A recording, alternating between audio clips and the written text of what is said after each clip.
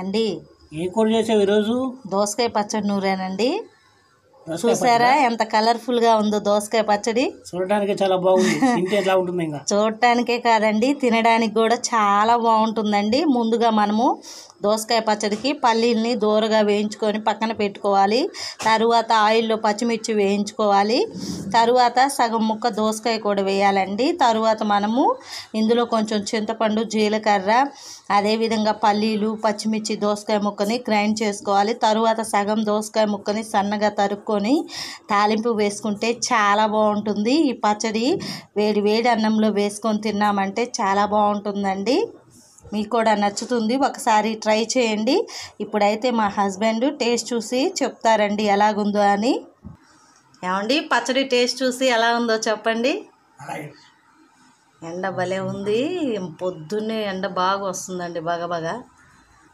Friends, ఈ రోజున మా మిస్సెస్ దోసకాయ పచ్చడి చేసింది. ఫ్రెండ్స్, ఈ దోసకాయ పచ్చడితో మొదటి ముద్ద టేస్ట్ చేయండి ఫ్రెండ్స్.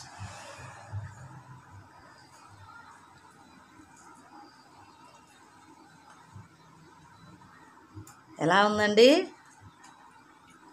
అమోఘం, అవ్వా, సూపర్ చేసావు. థ్యాంక్స్ అండి, చాలా బాగుంది. నిజంగా చాలా బాగుంటుంది. ఆ దోసకాయ పచ్చడిలో పల్లీలు తగులుతుంటే సూపర్గా ఉంటుందండి. ఇదొక రకము, పల్లీలు లేకుండా చేసుకుంటే ఇంకో రకం అండి. పచ్చిదెబ్బల కారం అంటారు. పచ్చి తొక్కుకొని తీసుకుంటే చాలా బాగుంటుంది. అది కూడా దోసకాయ పచ్చడి బ్రహ్మాండంగా చేసావు. థ్యాంక్స్ అండి. టేస్ట్గా ఉంది. మరి అండి నువ్వు టేస్ట్ చేసి చూడు, చాలా బాగుంది. పొద్దున్న కూడా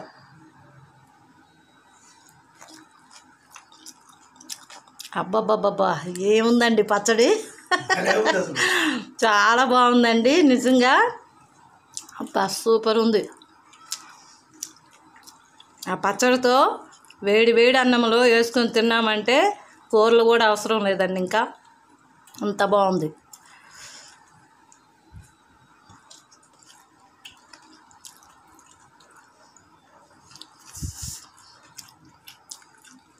మధ్య మధ్యలో ఆ పల్లీలు తగులుతూ చాలా బాగుంది పచ్చడి. ఫ్రెండ్స్, నిజంగా మా నాయనమ్మ వాళ్ళు అయితే ఆ దోసకాయల్లో విత్తనాలు తీసండి వాళ్ళు ఏం చేసేవాళ్ళంటే చక్కగా కడిగి ఎండబెట్టేవాళ్ళు. ఎండాకాలం రాగానే ఎండబెట్టేసి ఆ దోస విత్తనాలతోటే పచ్చడి చేసేవాళ్ళండి. సూపర్గా ఉండేది, పాతకాలం పద్ధతి అది. Thank you friends. మీకు మన ఛానల్ నచ్చినట్లయితే ఒక లైక్ చేయండి, షేర్ చేయండి, సబ్స్క్రైబ్ చేయండి. అలాగే మన ఛానల్ చూస్తున్న ప్రతి ఒక్కరికి పేరు పేరున ధన్యవాదాలండి.